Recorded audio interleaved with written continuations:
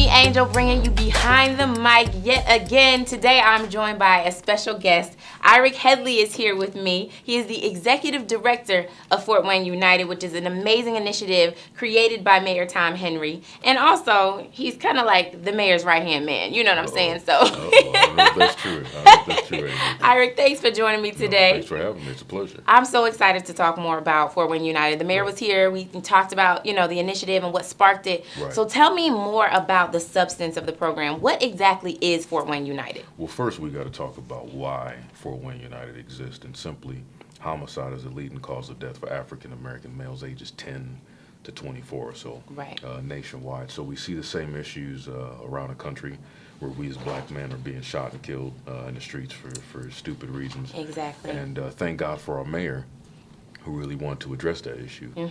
So that's the main reason why the initiative really exists. And instead of just going at it from a very traditional programmatic perspective, we really want to create something that's substantial and sustainable over the years.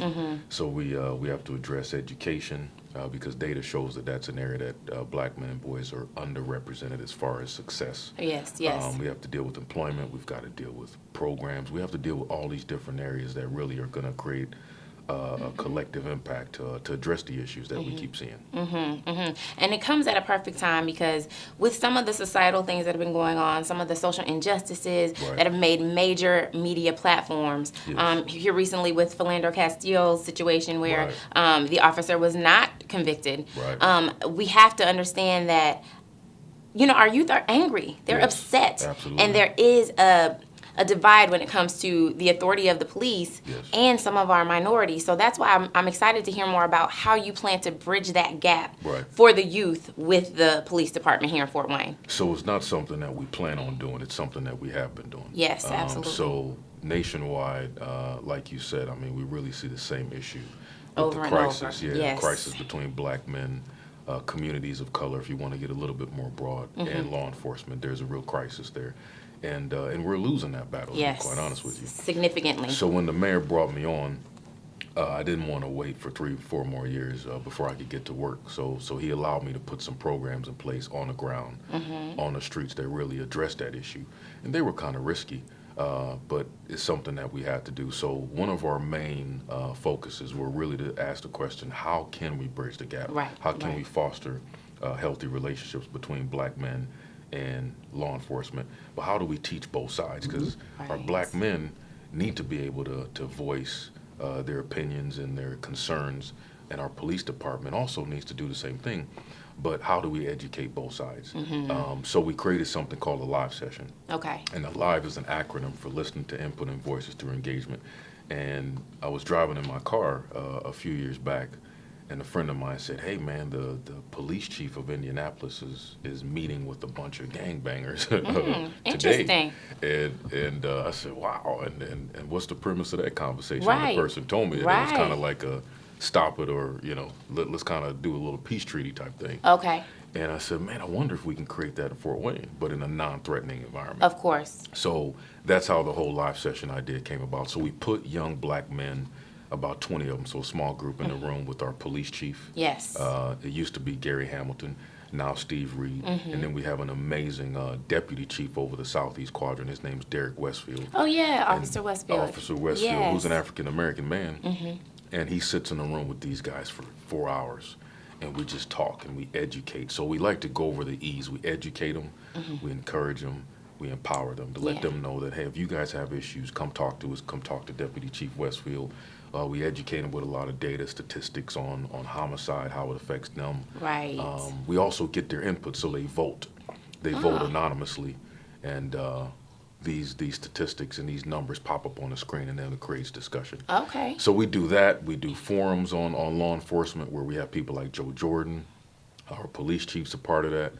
And we're really just zoning in on this law enforcement and black male crisis. We're really trying to address that effectively. And speaking of Joe Jordan with the Boys and Girls Club, he is one of the change agents that you have, really reached out to in the community to kind of develop this committee of, really significant and impactful people here in the city. Absolutely. Tell me about some of the other partnerships and other just significant people in the city that are on board with really pushing this initiative. I would love to. So one of the first things that I learned was I could not do this work by myself. Of course. I cannot.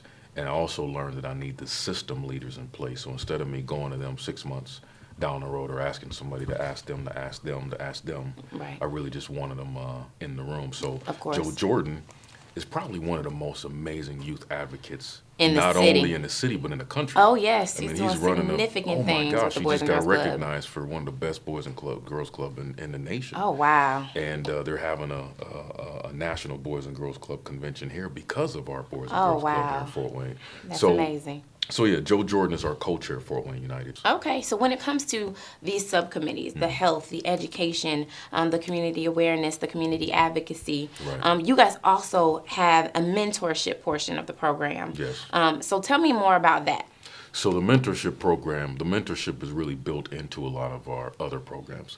So, for instance, at our live session, we want people to attend the live session and be able to be connected to responsible, caring adults. A lot of Right. data shows that people who typically go astray really weren't connected to responsible, Oh, caring absolutely. adults. Yes. Our late night basketball program, we want to have mentorship there in-house. Of course. So when these young black men are playing ball from 8 to midnight or so, that there are other people that are really connecting with them and really creating relationships that are going to be kind of a walk through life together, not just mentorship. So our mentorship component is really built into our programs. Okay. To where it's not something specific on its own, but really something built into where these guys are showing up and they can connect with people, connect with employment, connect with education, right there in all of our programs. Okay. Now, you grew up in Fort Wayne, right? I grew up in Trinidad and Tobago. I came to Fort Wayne about 20-something years ago. Okay. Yeah. So you've been here quite some time. I've been here quite some time. What really sparked your passion for this program? Because you can tell you're just so emphatic about it. Right. What really sparked you to just take this by the reins, in conjunction with the mayor and these Right. amazing change agents? Time out, sorry. I'm going to ask that question one more time. So, being that you've been in Fort Wayne for quite some time, Right. what really sparked your passion to just spearhead such a dynamic program specifically for black males and youth? Well, it's really because I was there at one point. I think people get lost in the suit and the position, but I was right there at one point in my life. I was that guy that was off track. I ended up being a statistic. My father left our home, and immediately I became a statistic. Right. And the implicit biases and the stereotypes that we have that every young man that's off track came from a fatherless home. Of and, course. His dad was a drug dealer in Yep. prison. That wasn't mine. My father was a pastor. So being there, understanding that from an inside track, understanding that from a different perspective, I really just understand what these guys go through and really understand what is needed, quite frankly, to make a difference. Right. And that's what really pushed me. It's seeing some of my friends that were shot and killed. And, Yes. And they're not coming back, and just wanting that to be different. But just also the missional perspective, the missional heart. I think it's something from a society that we kind of get pretty numb to. And us as blacks, we like to put a lot on Caucasians and whites and other races, but we're desensitized to homicide. Of course. We think it's okay. We don't really do anything about it ourselves. Because it's happening within our own community as well. It Of is. course, we see the media, spotlight on some of these injustices, but it is happening within our own culture. Absolutely. From us, by us, with Yes, us. yes, So it's true. You're right. We do have to make sure that we are looking at ourselves Yes. first to connect and really get to the root of why Right. that issue is continuing to happen. It's true. In our Yes. own community. And we can't fix anything that we don't really identify That's as an true. issue. So I'm just passionate about it. I have two young boys myself. I've got an 8-year-old and a 4-year-old. Aw. Two young black boys that I want to reach their full potential. I don't want my boys snuffed out for any stupid reason. Of course. And of you course. have a son that you I love and care do. about. I So do. I have a teenage son. He's actually been to one of the live He has, sessions and we and love really them. enjoyed that Yeah, engagement. And yeah. what I found to be interesting was it wasn't just it wasn't just you guys talking at the boys, like, Right. this is what you shouldn't do, this is what you should do. They actually got to, like you said, give their input on what they feel is, some of the misconceptions that police officers have, and talk Right. with police officers about why they have those misconceptions, as Right. well as some boys that are on house arrest or have been in the judicial system, Right. where they are to share with them some of the things that they've experienced to try to curve, them from walking down that path. Yes, So, I absolutely. think that it's a multi-dimensional program that It is definitely much needed. And myself as a mom, I don't want my son, to fall through the cracks or have some of these misconceptions placed on him that he feels it's a level playing field and he can react the same way maybe someone else would. Right. Unfortunately, that's just not their reality, and It's we not need them reality. to be equipped with that information. Absolutely. So, And that's where the education comes in, and that's why we have to engage them in a non-threatening manner. for sure. And our police department is amazing. They have been the most amazing partners. They allow us to do all this stuff. Our police chief does not have to show up to these meetings. Right. Our deputy chief does not. And they do. They do, yes. So we're just encouraged. We're very excited about the future. I'm excited about having amazing partners and teammates like Joe Jordan and Chris Cathcart and the rest of the team that we have at Fort Wayne United. Right. I'm excited to be working for the mayor. Yes. That's a big deal. He's so awesome. No, he's a good We dude. have a No. great, he's got so much swag too. He Like, does. He's a they cool don't, people dude. don't know, our mayor really is like swagged out, for real. He is. He is. And we appreciate you, Angel. Oh, well, I'm Big deal. honored. I'm honored Thank to you so definitely much. connect with you guys and keep the community aware of what's going on. But Yes. before we go, Okay. I understand that you have a Grammy. Oh, wow. Is that true?